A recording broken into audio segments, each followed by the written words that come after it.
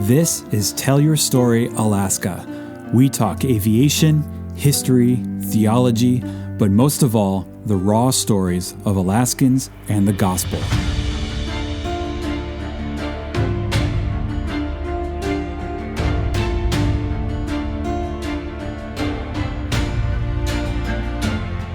Cherokee 06 Juliet, taking runway 16 for departure, McGrath. Here we go. A nice long runway, huh, Jeff? Yeah. Long and smooth. Did it feel heavier now? Yeah, I can tell the difference. Oh, yeah, I'm not that big. Come on, guys. She barely got off the ground. All right, well, we're up and cruising here, so I think we'll start. We just took off from McGrath. And this is going to be a very special episode of Tell Your Story Alaska because we are airborne, and it's really nice. I'm not PIC today, and I'm just kind of relaxed and letting my friend Jeff take in all the stress of flying. We got some little bit of weather to our left, but straight ahead it's clear, and we're going to fly from McGrath through Rainy Pass and back home to Big Lake today. And with me is a couple of friends, Darryl and Gina. And Darryl and Gina just spent, Darryl, how long were you at the camp? It's 7 days. 7 days. Okay, you can put your mouth really close to the mic so I can hear you good. 7 days at camp. Okay, 7 days at camp, and Darryl and Gina were there leading a really big team. You can correct me, Darryl, if I say anything wrong. We're leading a really big team of workers to get the camp ready for summer camp. Correct. So about 40 people. 40 people? Wow, that's actually more people than I thought. That's why I have 2 pages of things we can. That's why you have 2 pages. Yeah, that's what I was going to say. You got a notebook out with full of text of everything that you did at camp. So I thought this would be a cool episode to talk about Kokrine Hills Bible Camp and what your involvement there is and what you did in this last week and why this year was unique. And so let's start with Darryl. How did you get connected to Kokrine Hills Bible Camp, and how long have you been helping out there? So through my local church, The Crossing, we used to sponsor a work camp team every year. And we would go out and prep the camp for receiving campers. And at the time, the gentleman who was leading was leading us out there every year. After we were about 3 years into serving out there, we go every June, basically. First week of June, we try to go out. I think we went out the second week. But he took another job outside down in the lower 48. So he approached me and asked me if I would take over leading the out there. And through that, we've actually partnered with other churches. So we had two groups from New York here out this. We had a team from Florida, and then we have a couple folks that come up from Oregon. And so combined, we had about 40 people total doing it. And then as I continued to serve out there, my wife and I, Gina, continued to serve out there. How long ago was that, your first time out? So the first time, I think, was around 2010 or 11. Okay, so it's maybe been 12, 13 years. Yeah, 12, 13 years. Wow, okay. And then, we up until last year, 2 years ago, we were just going out every summer to work and do camp prep. Okay. And every year it's a little bit different because there's always things that happen during the winter, so you're just trying to recover a lot from winter. But that summer of, I think it was 2020, 19 or 20, the camp suffered a fire and burned down the workshop. Oh, yeah. So Gina and I were praying about, okay, what's going to happen to the camp, Lord? Just tell us and show us how we can be more involved with it. And then about literally 3 days later, Roger Huntington shows up at my door, calls me and says, hey. Like at your house in Eagle River? Yeah, so we're 300 miles from camp. Yeah. And he calls me and says, hey, can I come by? I want to talk to you about something. And so he came by and talked to us, and he says, hey, I've been wondering if maybe you guys would be interested in taking up camp logistics. Wow. Because Chet Godin was doing that work for years and years, and Chet was getting up in age. Yep. And it was hard for him. So, that was kind of like, okay, that just was the Lord answering our prayer in how we could be involved with the camp more. So we picked up camp logistics, and now we do the food runs. Basically, we buy, crate, and ship all the food out to camp for the kids' camps, along with now helping hands out of Fairbanks also helps with some of that as well. So between the two groups, we get it all done. Okay, so pretty much since the workshop burned down in 2020, I remember when that happened. Yeah. The pictures of it were like devastating. Yep. And that was where the generator was, right? Yep. So they lost the diesel generator. Yep. But they got a new one, I believe, through Samaritan's Purse. Partially, yeah. There was a partial donation from Samaritan's Purse, I think, and a couple others that went in and purchased that generator. Oh, neat. It was funny, it's funny how God works in that stuff, because you have a camp need, and not only they get one generator, but they got two. Oh, you're kidding. I didn't know that. So there's actually two large generators. One's, I think one is a little bit smaller than the other, but they're both capable of running the camp full time. That's really amazing. So they have some backup. It's nice. Yeah, because that's the thing about these remote camps is it's kind of a one-spot failure point is the generator. Single points of failure just aren't good things to have. So yes, and because generators are expensive and all that, that's usually just the way it is. Yeah. Right. And so in a weird way, the fire was a blessing. I've seen the new shed. It's beautiful. Did you help with the construction of it? So we did a little bit of the concrete work associated with it, but a team came in from Pennsylvania with some guys out of Pennsylvania, and I don't think they're not really Amish, but they're like a breakaway of the Amish. Sure. That have found Christianity and born-again Christianity. Neat. So they came out and they basically put the rest of the shed together. There was a team from Texas that did a little bit of it late in the season, and then they came in and finished it. Okay. So they were doing that work while we were doing all the work to get the camp ready to open. Oh, all the other stuff. Yep. Yeah. Okay, so basically you've taken on the role as like kind of coordinator for the camp prep every summer, the beginning of the summer. Yeah, and since 2020. We kind of we arrange transportation and get the teams to and from the camp with whatever resources we can muster up, and also hauling all the food out. Yeah. Which is a big haul. Yeah, most of that goes to Nenana, and then it gets barged downriver, down the Yukon River, and delivered right directly to camp. As a matter of fact, the barge was supposed to arrive today. Okay, so you didn't get to see it this time? No. Okay. Not this time. We've unloaded it before. Funny, the barge will show up at all hours of the... We've had them come in at 2 a.m. and... of course. And then when the barge shows up, you're working because they keep moving. Yeah, you're on the barge schedule, not your sleep schedule. Correct. Yeah, welcome to camp. Yeah, welcome to camp life.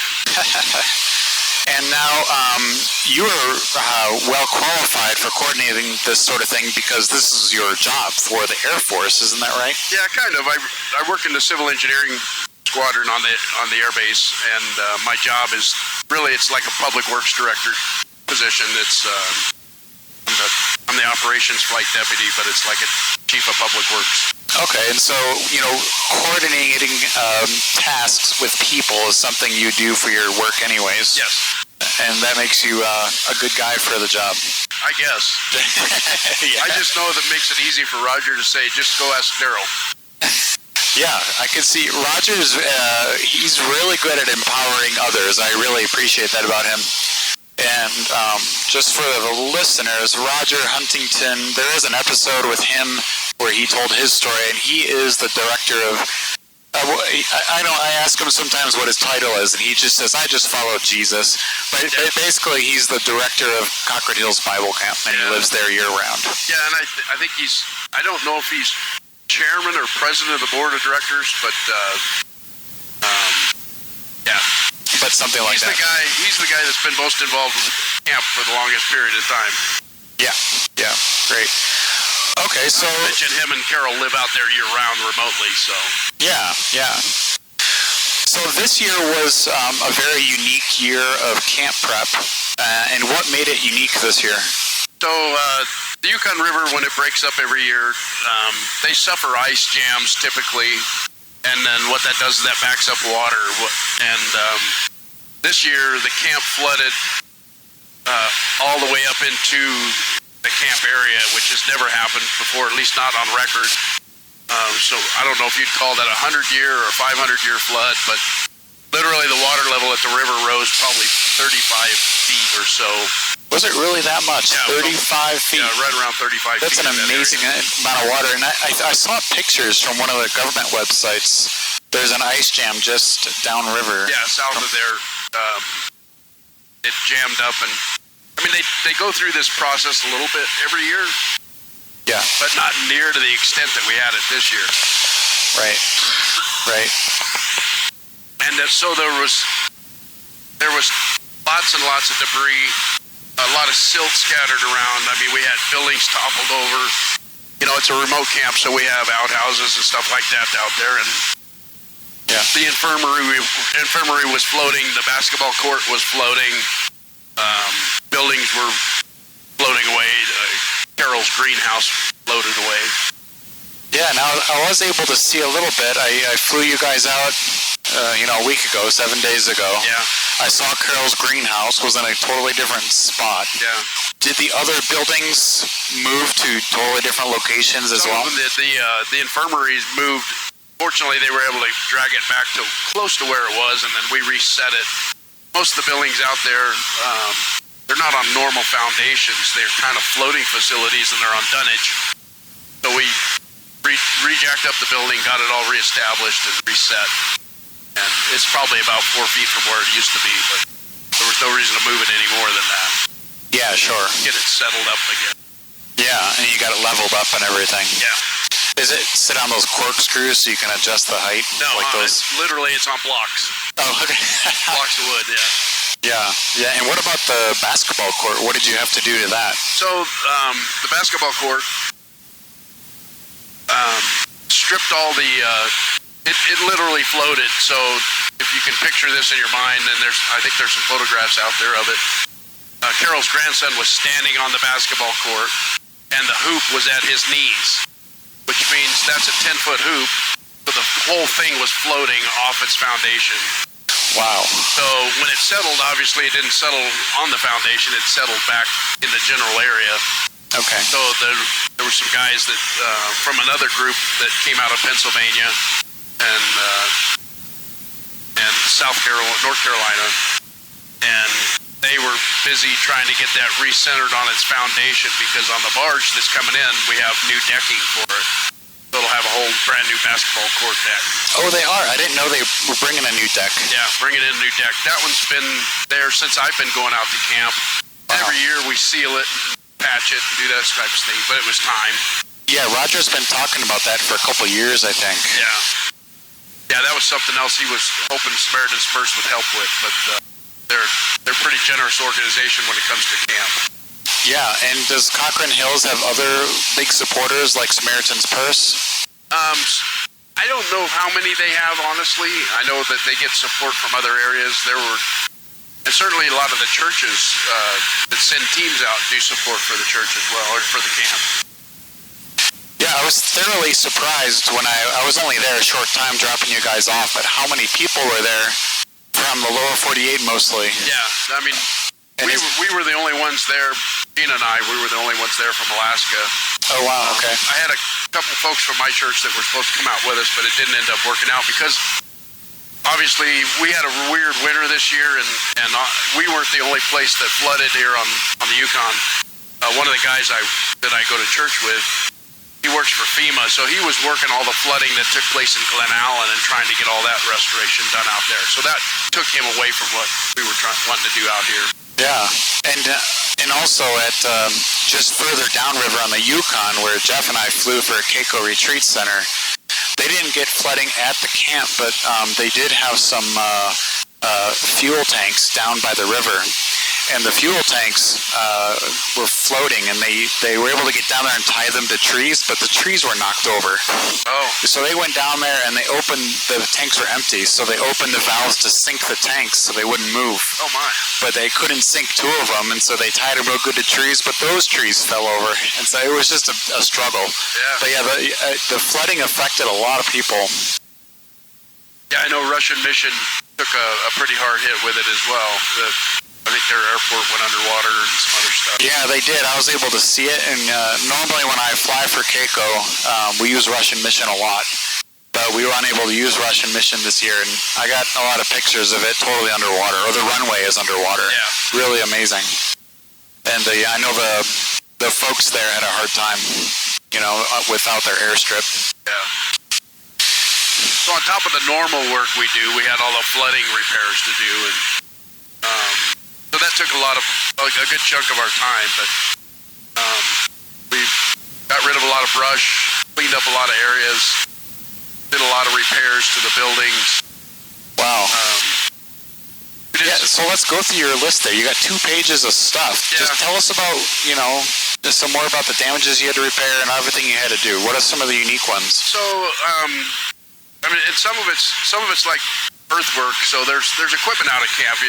When you go out to camp, you look at it and you think, how does all this stuff get out here? But it's the barge system, and so they've been able to bring equipment out and have out there at the camp. So there was work with the dozer that we had to do just to get the roads where they could be used, the paths, I guess we call them roads, to and from the riverbank. And with all that silt, it just created a real muddy, sloppy mess. So there was a lot of grooming of that stuff to be done. A couple of hillsides, areas behind the cabins. Through the winter, they do some snow clearing in there during the winter, and so there were some cuts in the bluff, in like a bluff area, not too tall, but a bench, I guess, more than a bluff, and those had to be groomed out with a dozer. Wow. There was a zip line. There's a zip line out there. It's not a very big one, but it's a little zip line the kids use. The platform for that had floated and twisted around, so we rebuilt the platform for that. Well, I appreciate that. My kids love that little zip line. Do they really? Nice. They do. Yep. Yeah. The dock had to be drugged back to the water because the main boat dock was probably a good 100 yards from where it originally was. Wow, because those are normally tied down too. Yeah, there's a dead man in the bank, but they had to release it from that, and when they did, there was no place else to tie it up. So we, like they did in Russian Mission, we were tying stuff to trees. Yeah. And fortunately, the trees stayed in place. Yeah. Even the greenhouse was tied to a tree at one point. Did they lose a lot of trees at Cochrane? Yeah, we probably cut up a couple of dozen trees while we were there. Wow, that's really sad because the trees make it really pretty around there. It does. It's funny though, but it's Carol made the comment today before we left. She says, I don't have the trees anymore, but she says, but I don't have to go down to the river to see what the river's doing now. I can see it from the Pine Hall. She has a way of seeing the silver lining, doesn't she? Carol's one of the sweetest ladies. Which, this is a slight bunny trail, but I found out that Carol is half Swedish and half Eskimo. And I am mostly Swedish, so her and I had a good connection and chat about Swedish culture. It was fun. Yeah, pretty cool. Yeah. Yeah, we were talking about some of the support they get as tribal members, and her village, that she's from the village of Nome. Yeah. And she's also part of it is Bering Straits Native Corporation. Oh, cool. Tied in both ways.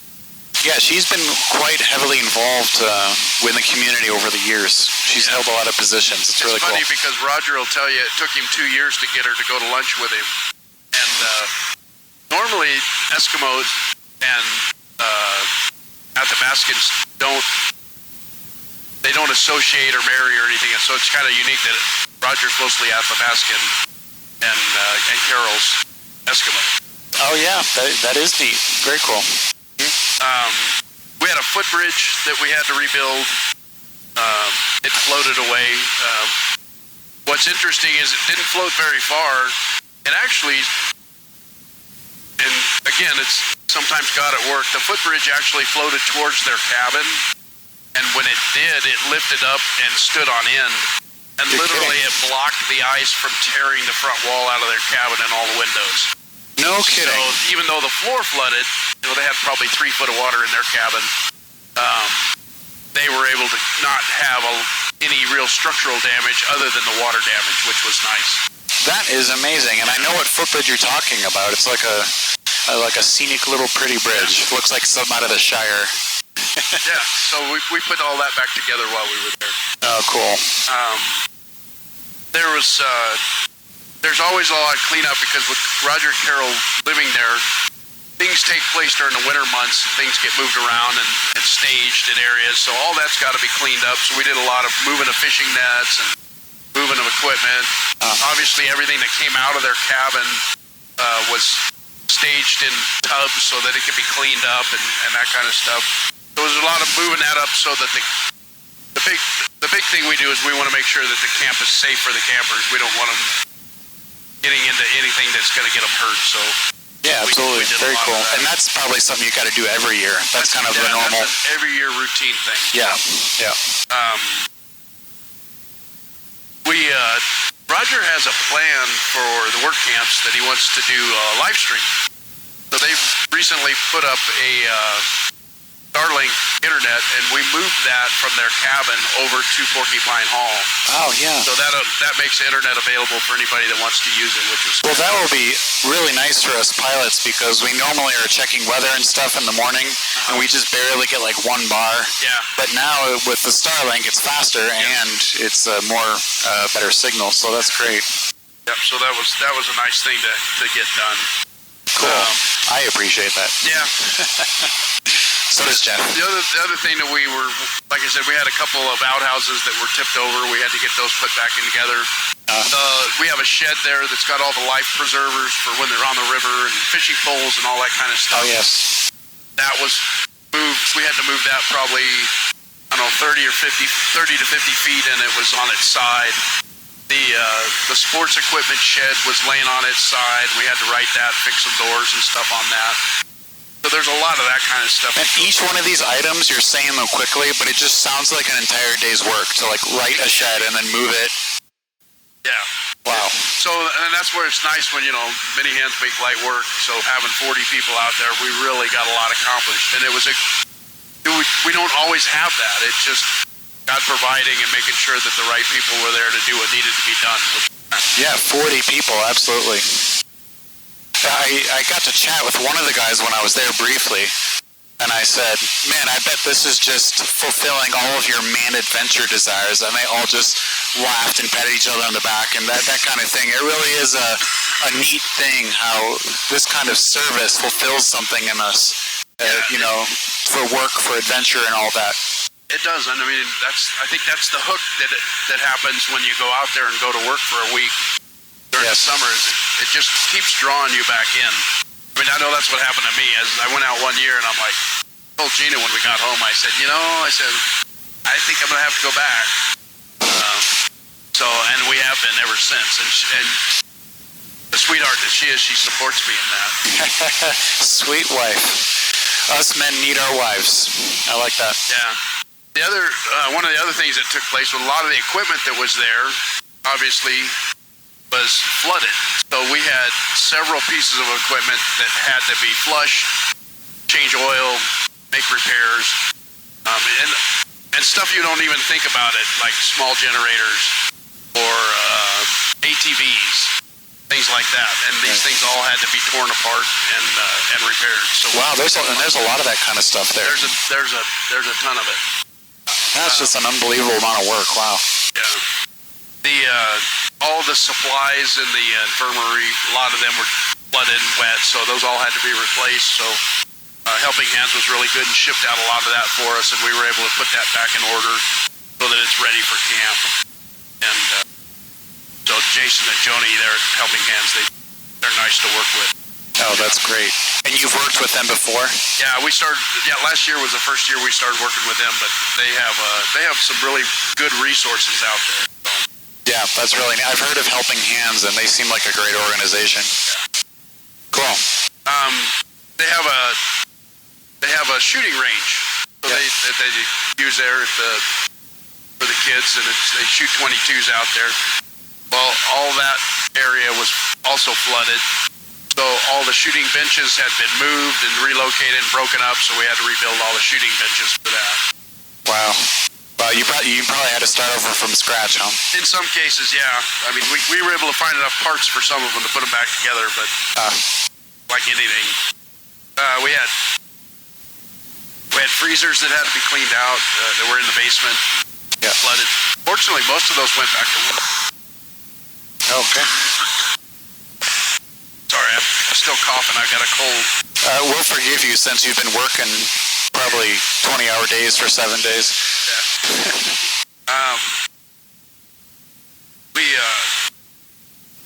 What else we got here?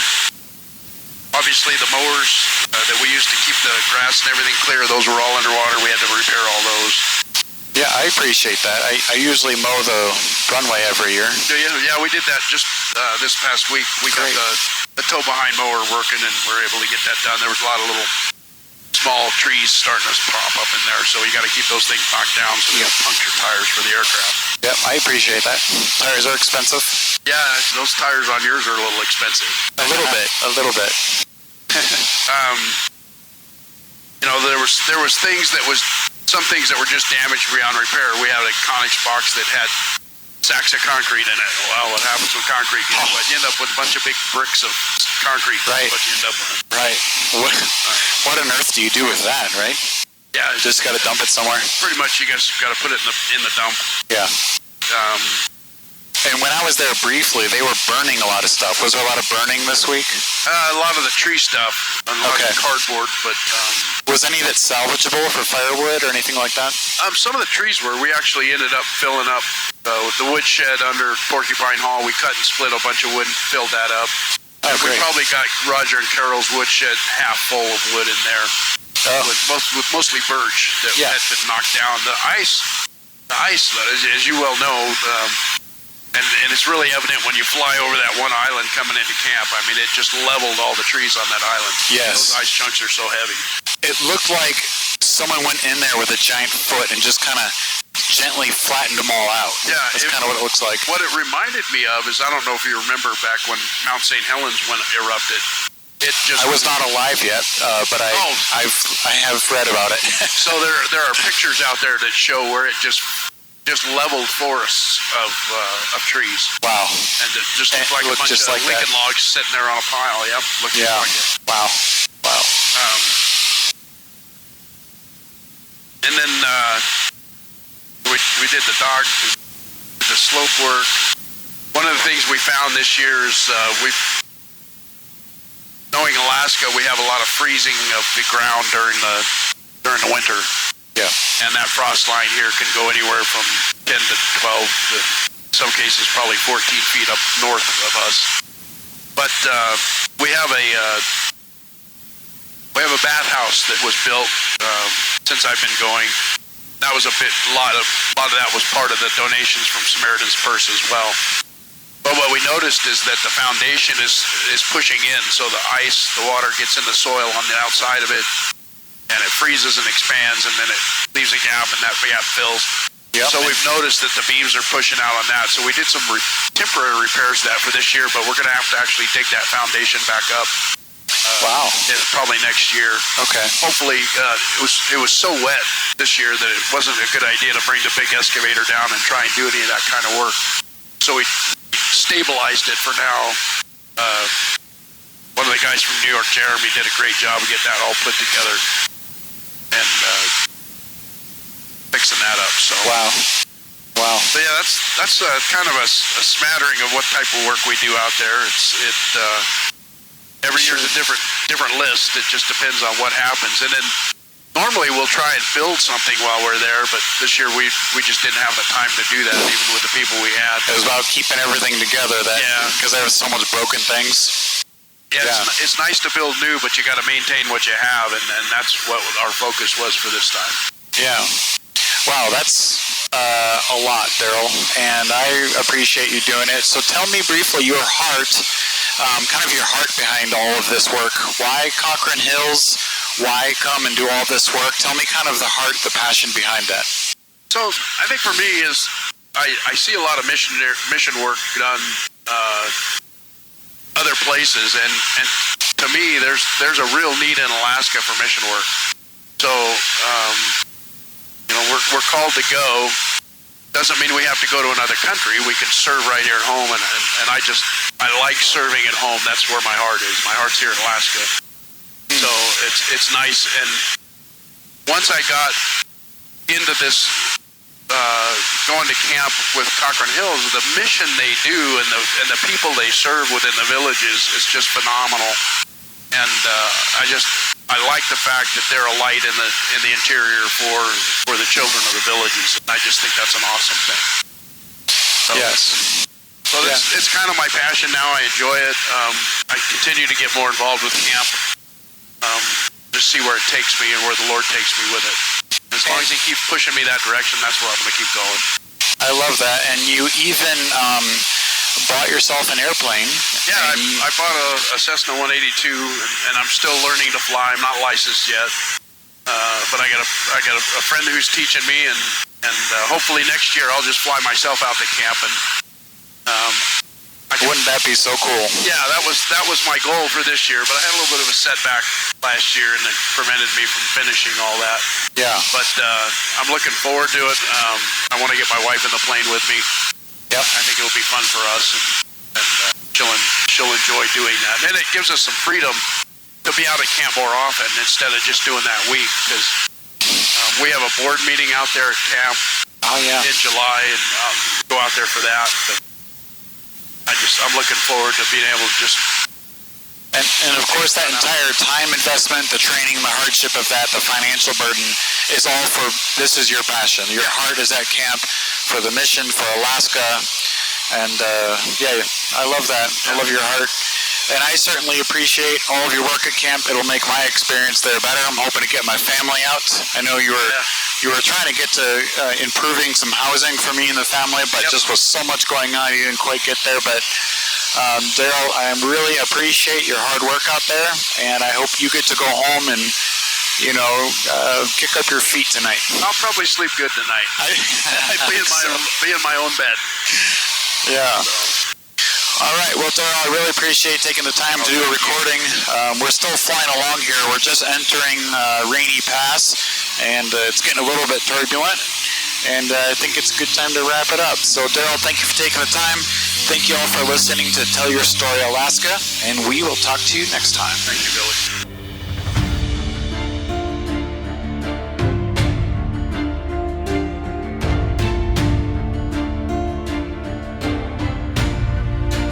If you have a story that you would like told, please contact me at tysalaska@gmail.com, tysalaska@gmail.com.